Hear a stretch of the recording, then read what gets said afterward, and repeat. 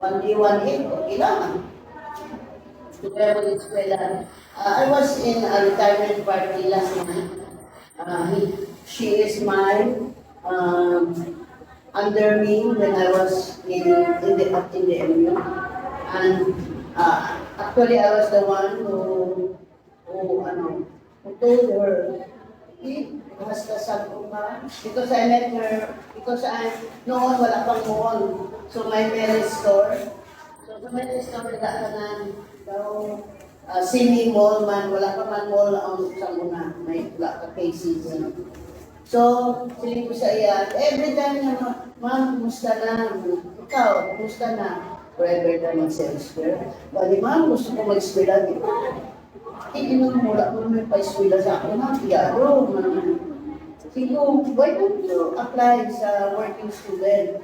So, bayaran ka sa imo nga trabaho every hour. Then, from that hourly rate mo, bayad ka sa iyong tuition. So, wala niya ang iyong So, namati si Sakon. So, after that, 35 years, 36 years, he invited me na tungod sila, naging hinang niya ako sa kasal, etc. So, sila nga sa akin, dapat alam din sa akong na retirement party na 60 siya agad. I think today siya, mga 16, 19. So looking back, grabe no, emotionally, ano ba siya, may boyfriend siya, Dubai niya ng boyfriend, 10 years, tapos nag-asawa tayo itong boyfriend niya sa dentista.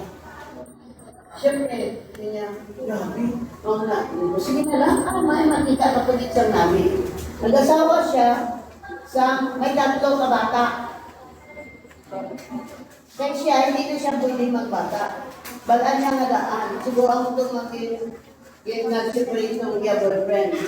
Karon, siyempre niya na lang siya kabata. So, kahapon kagabi, pakilala. So, ang eldest naging CPA. Dalawang ito sila. Alas sa katapanan nila. Ang isa naging HRM. Then, ang isa na maestra, wala siyang kagabihan. So, emotionally, siya mismo, emotionally resilient siya. So, I'm happy na pagkakita ko, so, I'm part of her mga success niya. So, kasi pag-retirement, usually it's your birthday, 16th or 60th birthday. Kasi private school siya, so dapat 16, sa SSS, 60 again. So, mas pinasalot sila, when you reach 60, out again. Then, kung magbabilin ka, hindi na ako doon yung sweldo. So, ano ang minimum wage ka rin for 30? Diba? So, who are they? So, in relationship teams and leadership role, EQ often outweighs role intellect. In fact, studies show that emotional intelligence is a better predictor of career success than IQ. Hindi man siya to bright, tama lang sabay. Pero, naging mayo siya, siguro ay emotionally resilient siya. Then, the term was popularized only in 1995 when psychologist Daniel Goleman published a book about EQ, introducing much of the world to managing emotion can greatly increase your chances of success. Then, the EQ, adversity quotient, resilience, intelligence. EQ refers to how well you handle challenges.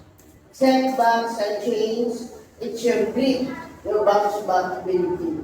Adversity. Anong ginamit ng adversity? Kaaway, di ba?